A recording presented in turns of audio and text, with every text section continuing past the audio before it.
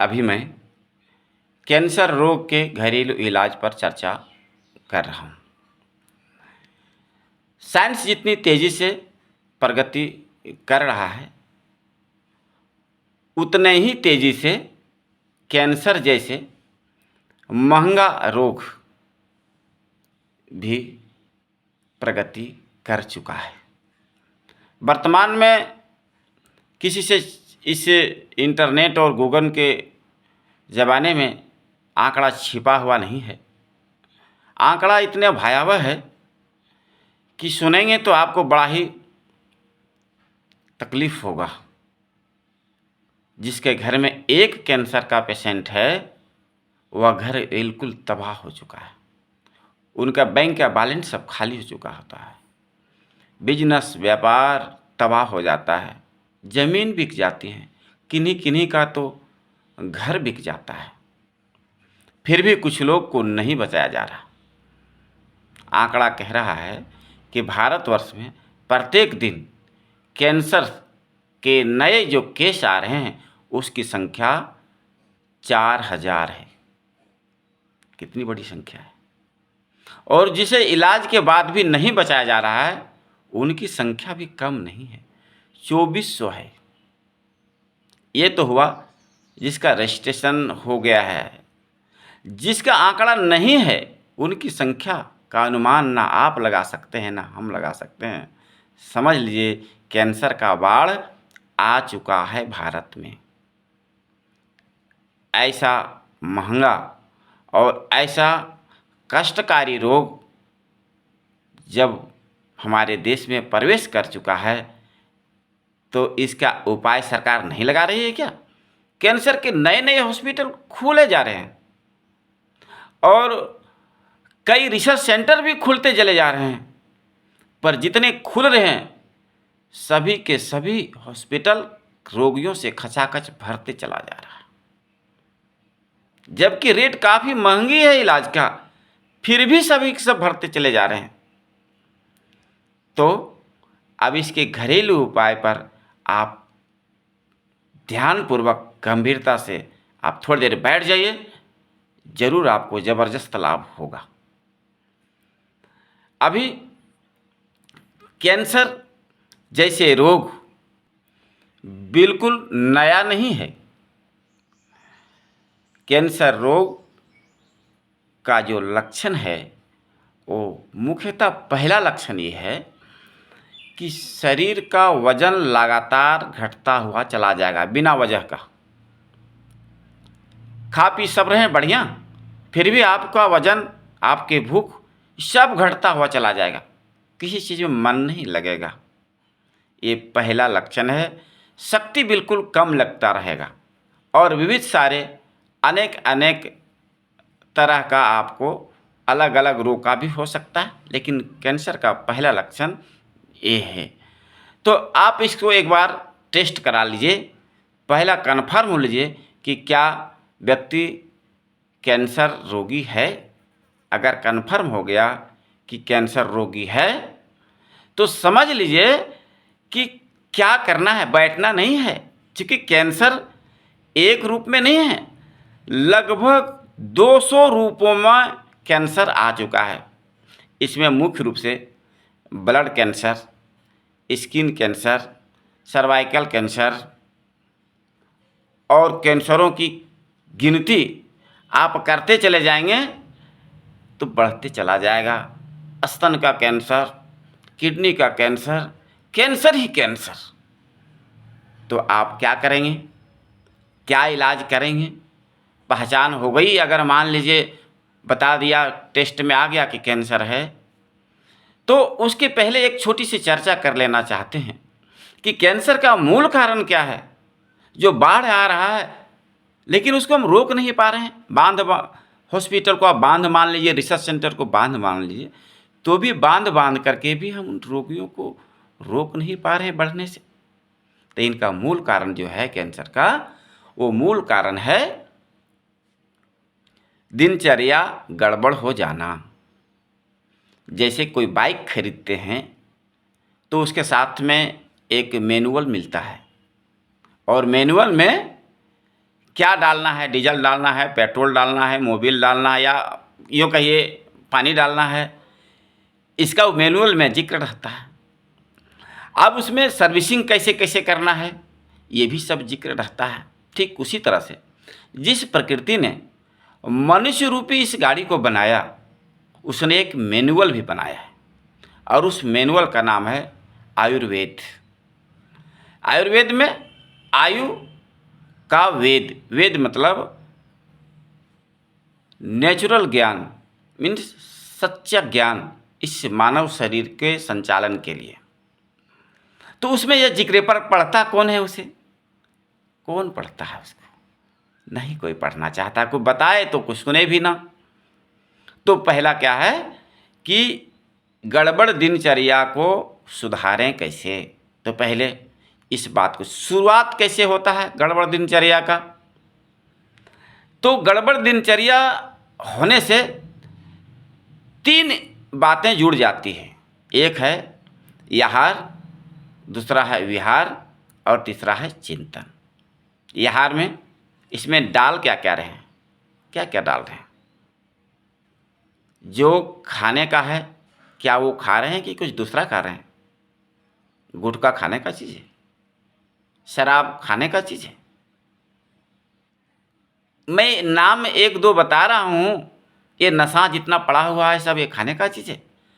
अगर जो खाने का चीज़ है वो ना खा कर आप गड़बड़ चीज़ें खा रहे हैं, और डॉक्टर एक समय कह रहे हैं कि मांस खाना बंद कर दिए, मीट खाना बंद कर दीजिए, शराब पीना बंद कर दीजिए, तब आप बंद करेंगे। आप पहले सतर्क हो जाइए।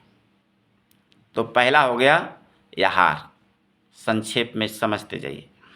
दूसरा है विहार। विहार का मतलब होता है कि आप श्रम कर रहे हैं कि नहीं कर रहे हैं। श्रम के माध्यम से, शारीरिक श्रम के माध्यम से पसीना निकल रहा है कि नहीं निकल रहा है। मतलब कि गाड़ी से धुआं निकल रहा है कि बंद है, साइलेंसर कि जो लगा हुआ जो रहता है उसमें फटफट बड़बड़ करता है ना, धुआं निकलता है। अभी तो साइलेंसर लग गया है, गाड़ियाँ तो आवाज़ नहीं करती हैं, लेकिन धुआं निकलता है कि नहीं निकलता। अर्थात शारीरिक श्रम के माध्यम से पसीना, या आप योग के माध्यम से निकाल रहे हैं क्या? नहीं निकाल रहे हैं। किसी माध्यम से निकाल रहे हैं? नहीं निकाल रहे हैं। रोग होना ही होना है। आप इस विहार के अंदर में घूमना फिरना भी आता है। क्या कैद रहते हैं कहीं पर? क्या बाहर में घूमते हैं? संसार में आना जाना लगा है कि नहीं लगा हुआ है? किसी नेचुरल जगह पर आते जाते हैं कि नहीं? दिल खोल कर हंसते हैं कि नहीं हंसते हैं? ये हो गया विहार। और तीसरा है चिंतन। चिंतन मतलब क्या आप स्ट्रेस में रहते हैं? क्या आप चिंता में रहते हैं? अगर आप स्ट्रेस में रहते हैं तो भी बहुत बड़ी समस्या बन गई है। तो 3 चीज़ें सुधारनी है, आहार, विहार और चिंतन। ये मूल कारण है कैंसर रोग का। अब इन सारी तथ्यों को ध्यान में रखते हुए अब इसके इलाज पर हम चर्चा कर रहे हैं। इलाज की चर्चा मैं अपने तरफ से कुछ नहीं करूँगा, क्योंकि यह गंभीर बीमारी है। तो रिसर्च सेंटर क्या कह रहा है? शांति कुंज हरिद्वार में ब्रह्म वर्चस्व नामक एक संस्थान खुला हुआ है, जहाँ पर वन के औषधियों पर रिसर्च होता है। और कैंसर पर वहाँ गहन रिसर्च के बाद में एक बुक में वर्णन किया गया है। यह बुक है, इस बुक का नाम है द्रव्यगुण विज्ञान की प्रमुख वनौषधियाँ। देखिए, ब्रह्म वर्चस्व संस्थान से यह है। इसमें श्यामली तुलसी के प्रयोग बताया है। अब ये मैं आगे चर्चा करूँगा कि किस मात्रा में किसके साथ लेना चाहिए। यह रिसर्च सेंटर है। अब मैं आपको आचार संहिता, जो मैनुअल है, मनुष्य के जीवन का मैनुअल है, ये आचार संहिता है। जिसे चरक ऋषि ने संस्कृत में लिखे थे। इसका अनुवाद करके बाजार में उपलब्ध है। इसमें नीम के पत्ते का बहुत अच्छा जिक्र है। और सारी किताबें हैं, जीवम सरदा सतम, उन दोनों चीज़ों का इसमें समर्थन किया गया है। पंडित श्री राम शर्मा आचार्य ये युग दृष्टा के रूप में जाने जाते हैं। ये इतने ज्ञानी हैं कि इन्होंने 3200 किताबें सिर्फ 5वां क्लास तक की पढ़ाई करके लिख डाली। इसे आप वर्तमान समय में आप भगवान देवता जो कहना है विशेष मनुष्य कह सकते हैं। सामान्य मनुष्य नहीं है जो 3200 किताबें 5वां क्लास तक पढ़ाई के बाद लिख सकता हो, देवी गुण होगा। ये इन दोनों चीज़ों का समर्थन करते हैं। और एक तीसरी बात का भी समर्थन करते हैं, सूर्य चिकित्सा विज्ञान का। वर्तमान जो विज्ञान है वह कैंसर रोगी पर एक्स किरणें अथवा अल्ट्रा वायलेट किरणें या कहिए कि एक्स किरणें डाल करके इलाज करते हैं। तो इसी बात को सूर्य चिकित्सा विज्ञान बहुत पहले से इसका समर्थन करते आए हैं। Doctor J.K. कैलो वाशिंगटन 1923 ईस्वी में सूर्य चिकित्सा पर एक गहन शोध किए थे। उन्होंने सूर्य चिकित्सा को सबसे सुपर साइंस बताया था इसके लिए, कैंसर के लिए। तो सूर्य चिकित्सा आयुर्वेद भी कहता है और सनातन संस्कृति में सूर्य को कई सारे कीटाणुओं को नाश करने का एक माध्यम बताया है। माताएं बहनें भी क्या करती हैं, घर में जब किसी दाना किसी बीज में बहुत सारे कीड़े लग जाते हैं तो धूप में उसे बाहर फैला देते हैं। कुछ ही देरों में वह धूप से या तो वो कीटाणु मर जाते हैं या जल्दी जल्दी भाग जाते हैं।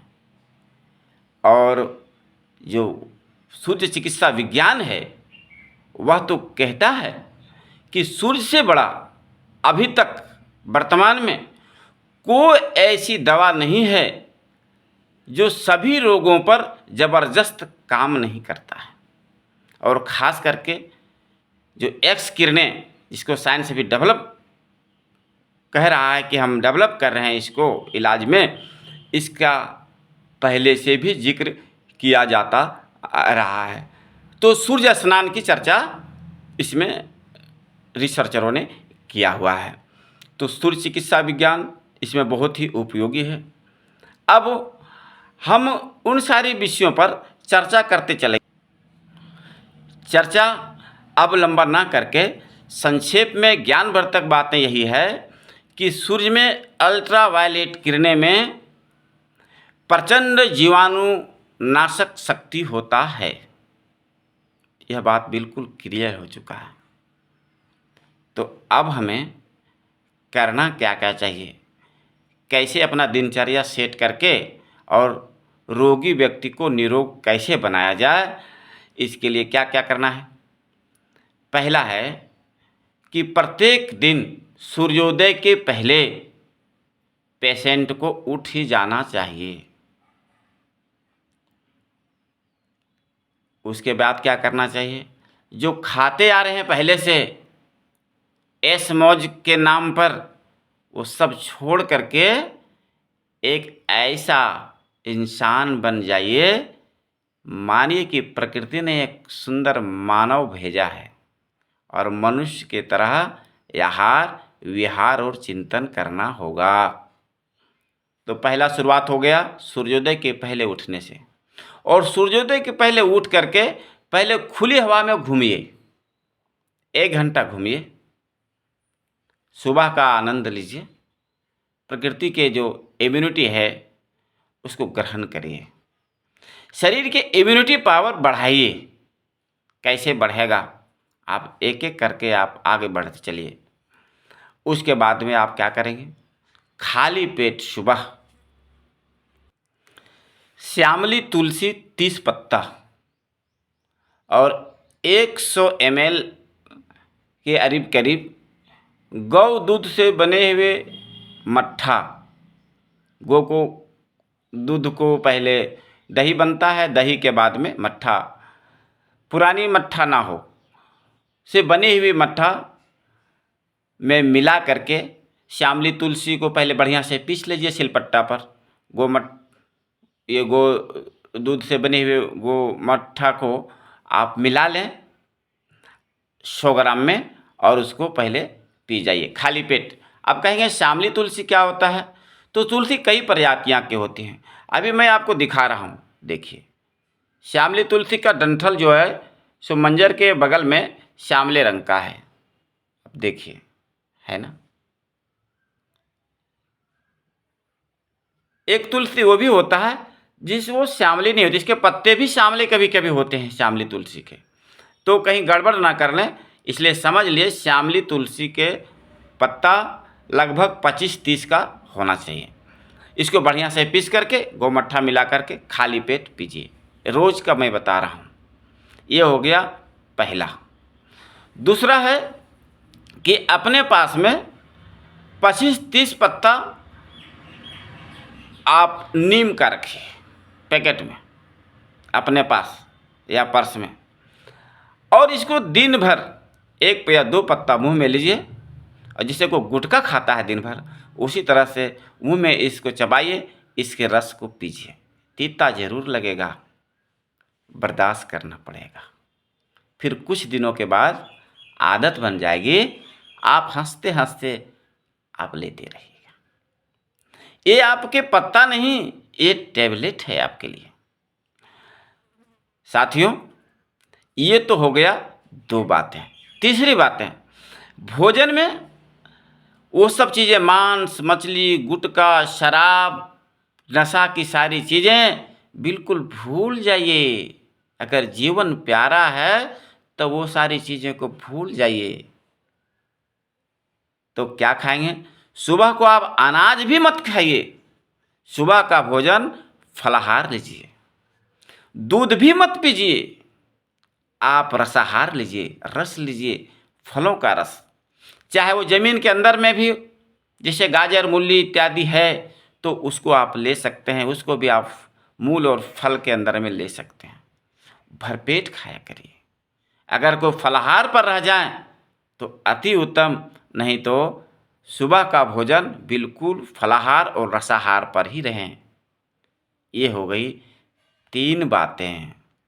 चौथी बातें पर विशेष ध्यान दीजिएगा, जिसको लोग अंध भक्ति भी कह सकते हैं। वो क्या है? स्ट्रेस से बचने के लिए, स्ट्रेस को दूर करने के लिए, चिंता तो किसी को छोड़ता नहीं है। सुख और दुख हर व्यक्ति के पास है। संसार में कोई भी ऐसा व्यक्ति नहीं है जिसको जीवन में दुख नहीं हुआ है। तो स्ट्रेस से बचने का पहला उपाय ये करिए, किसी सत्संग से जुड़ जाइए, जो भी आपका, जहाँ आप खुलकर हंस सकें, जहाँ आप अपने जीवन में आनंद में रह सकें। या एक सुबह सुबह क्या करिए, आप एकांत में बैठिए अपने घर में जहाँ भी कहीं है, और वहाँ बैठ कर के 15 मिनट पूरी तरह से शांत हो जाइए। अगर सामने में एक किसी का फोटो रख सकें, जैसे सूर्य का ही फोटो रख लीजिए, सामने में एक फोटो रख लीजिए सूर्य का, उन्हीं के सामने बैठिए, उसी को आप मान लीजिए, गॉड मान लीजिए, पिता मान लीजिए, या फिर जीवन दाता मान लीजिए। वास्तव में सूर्य जीवन दाता है ही। अगर सूर्य थोड़ा सा अगर ना उगना बंद कर दे कुछ दिन तो व्यक्ति वास्तव में मर जाता है, और थोड़ी दूर सूर्य चले जाते हैं तो पूरी दुनिया बर्फ में जकड़ जाता। तो मान लीजिए आप सूर्य को सामने एक फ़ोटो रख लिए, या फिर आप नहीं अगर सूर्य को मानते हैं तो भी आप चुपचाप बैठिए, और बैठ करके उससे बोलिए जो सबसे आदरणीय है आपके लिए, जो सबसे विश्वासी हैं, जो इसको आप गॉड मानते हैं, भगवान मानते हैं। ऐसा भाव करके वहाँ बोलिए। 15 मिनट बोलते रहिए एक मंत्र। क्या मंत्र है? मैं ईमानदार हूँ, मैं ईमानदार हूँ, मैं ईमानदार हूँ। इसमें किसी जाति धर्म का जुड़ाव नहीं, और आप भूलिए, अगर आपके अंदर ईमानदारी की कमी होगी तो आप अपने आप सुधरते चले जाएंगे। ईमानदारी बढ़ी, रोग घटना अंदर से शुरू हो जाएगा।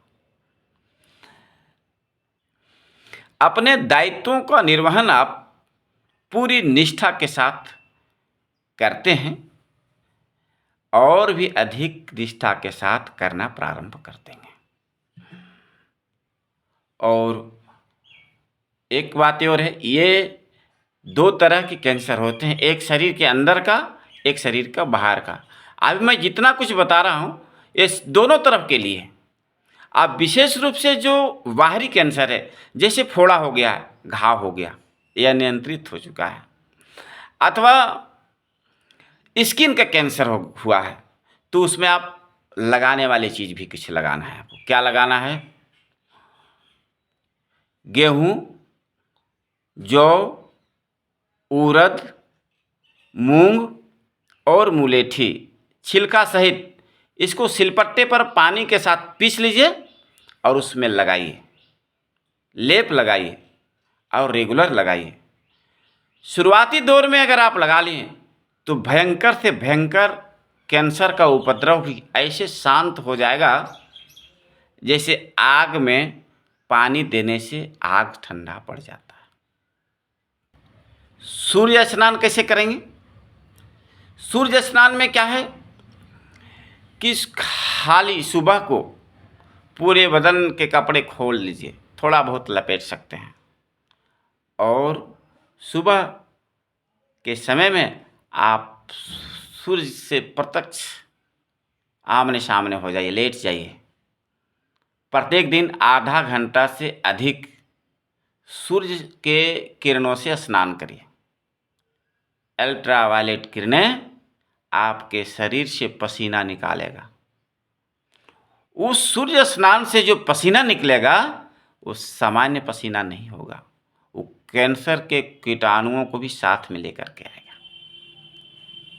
और वो जो सूर्य स्नान का विधि हम बता रहे हैं, ये आप अपने छत पर कर सकते हैं और आपको डेली करना चाहिए।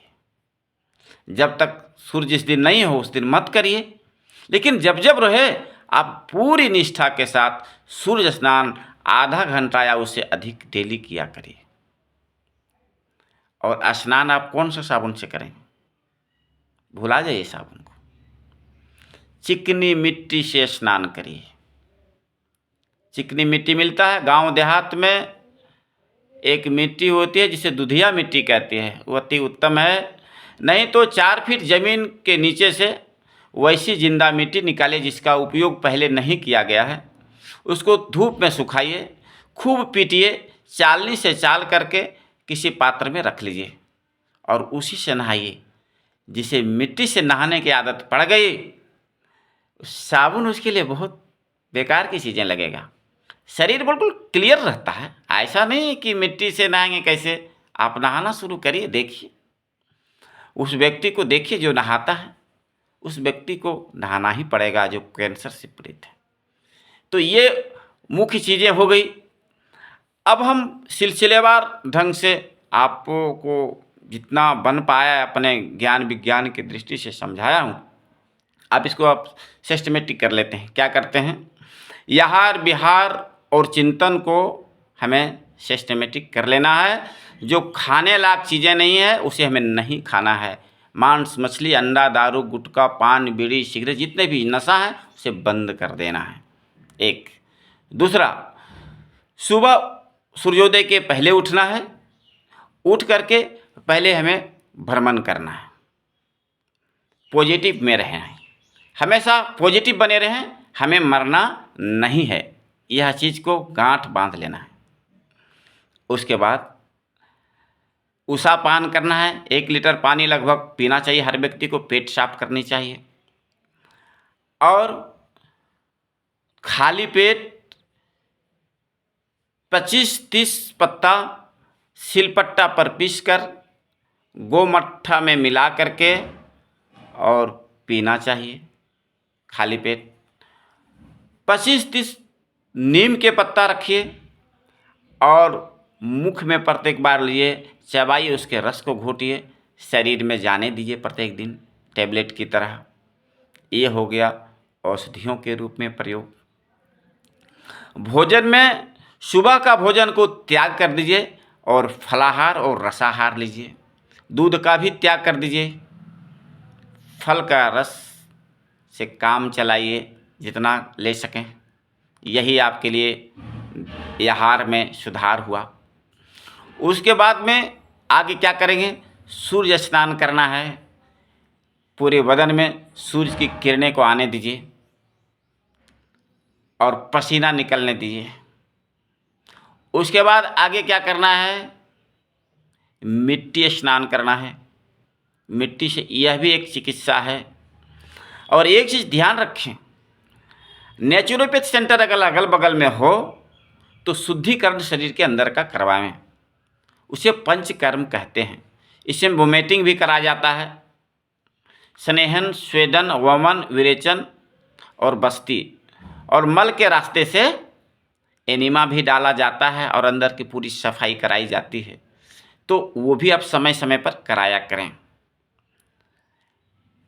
और जिसका बाहरी के है, स्किन वगैरह पर है, तो उसमें इन 5 चीज़ों जो हमने बताया था उसका पिसाई करके लेप करना है।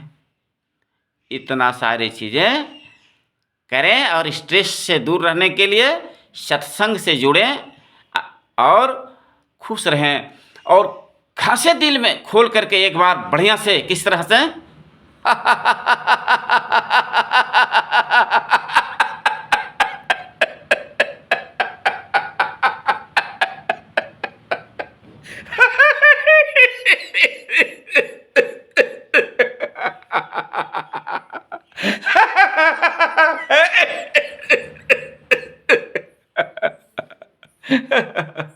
वास्तव में हंसना भी एक बहुत बड़ा योग है। आपके स्ट्रेस को सबसे कम कर देगा। ऐसी यह टैबलेट है जो हंसे वो व्यक्ति निश्चित रूप से अपने जीवन में स्ट्रेस को सबसे ज़बरदस्त मात दे सकता है।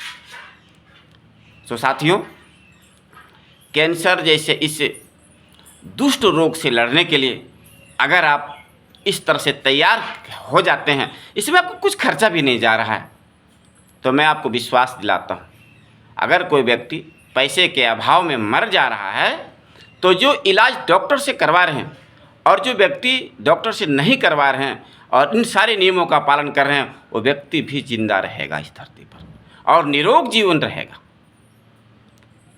तो अगर आपको ये सब चीज़ें अच्छी लगी है तो YouTube चैनल में प्रकाश निरोगी लिख करके आप सर्च करिएगा। इसे आप हमेशा के लिए आप सुरक्षित कर देते हैं। आप निःशुल्क इसको देख सकते हैं। धन्यवाद।